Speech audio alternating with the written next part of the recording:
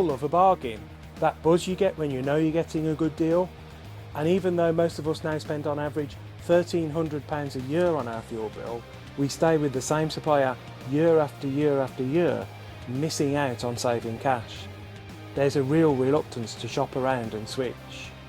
When we started doing this project, we gasped. Some of our clients were paying more than £3,000 a year for their fuel. People only look at their bills when they are in crisis. The energy regulator Ofgem found that 4/5 of people don't switch supplier, even though they could save between £100 and £200 a year, and more for people who have never switched before. Collective buying is a great way of encouraging groups of residents to join together and reap the rewards of the power of group purchasing. A new approach to explain the benefits of switching, particularly targeting those living in fuel poverty. Hello, Free at Last, Yousef speaking. How can we help you today? My name is Yousef Behfar. I work for Free at Last as a debt and benefit advisor. We managed to contact 60 people, Nechells resident, when we offered them the scheme for utilities. Mostly we were on a prepayment arrangement, which makes them difficult for them to, first of all, to have a cheaper supply because of their finance and the restriction on them.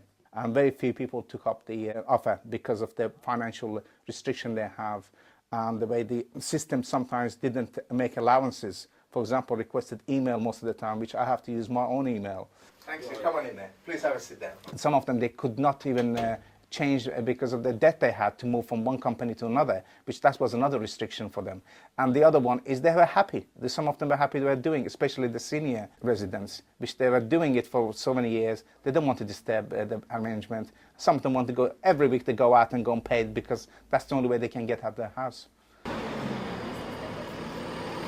So this is what the screen looks like when we do a fuel comparison. My name's Judy Tullett and I'm Head of Development and Outreach for Vale Tenants and Residents Alliance. And they're frightened. That's the hassle. Yeah. We were really surprised. We were only involved in the project towards the end for a few weeks, but the clients didn't have any problems, any objections to us offering this sort of advice as part of the package that we deliver anyway. And we were just surprised by attitudes and judgments that people make in terms of their fuel costs. Loads of our clients are on prepayment meters, so that's a real barrier, and found several of our clients within this project paying more than £3,000 a year and actually thinking that that was okay because they were paying for their fuel as they went along. The two most successful areas in our project were Nechells in Birmingham and North Solihull, and we targeted those areas because we knew the people living there were most at risk of fuel poverty. We're here at Nechells Pod today holding a focus group with local residents to find out what they thought about the project. But if energy companies start to get the impression that people in places like this do switch, the evidence from Teresa and from Phil is that better deals might be forthcoming. Does that make sense, or do you think that makes sense? Yeah. Let's hope so. Yeah. Let's hope so. How often do you keep checking for it though? Yep. So it takes time. Yeah. Lots of people are just not aware of it. So just information. Didn't know you could do it. No. Yeah. As I say, I'm very pleased with what I've got. So Age Concern have sorted out what a special deal that's available to you and to others. I find them very, very good. I have no intention of changing it. Because of the Age Concern. The age concern, you know what I mean? People trust organisations like Age UK, Citizens Advice and community-based organisations. People would trust. Yeah, but I mean, with age concern, they do more than just energy. Yes. We crunched a lot of figures for our evaluation report and we achieved extraordinarily high expressions of interest from some of the most deprived areas in England. In Birmingham, nearly half of those interested in the scheme live in the most deprived 10% of neighbourhoods. More than 1/5 of those interested in Solihull live in the most deprived 10% of neighbourhoods. In total, 51% of expressions of interest were from areas below the national average for deprivation. During this project, we trained community groups and residents to help people understand their energy bills. On top of it, and those people won't be trained to deal with prepayment meter inquiries. There's a real need to provide a wider energy advice service, including support on energy efficiency, billing issues, income maximisation, price comparison and collective buying.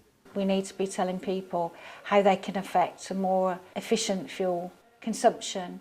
After a couple of months they'll get a bill. It's a shock to people all the time. The best way to be able to handle any changes that they make. We're not trying to sell them something, we're trying to just show them the best way they can make their money stretch. And with many reports predicting more fuel price increases, average energy bills could rise to about £3,000 a year by the end of the decade. Well, if you just look at what people are paying now each year, we're talking £6,000 a year that people could be paying by the end of the decade in fuel. It means that they're going to have to cut out fuel or food or something because the money won't, the figures won't stack up. I think there is a need for a scheme like this because it should be on a continuous basis rather than just ad hoc now and again. But it should be all year round, all the time, and advertised widely or throughout any organisation that's possible. To have a look at a different tariff with a different supplier if you're interested. An energy advice service needs to be available all year round. Advocacy cannot be delivered over a few weeks or months. Vulnerable people need longer term support. But with the right help, people will make informed choices about their energy suppliers, share experiences, shop around for a better deal, and indeed encourage others to do so too.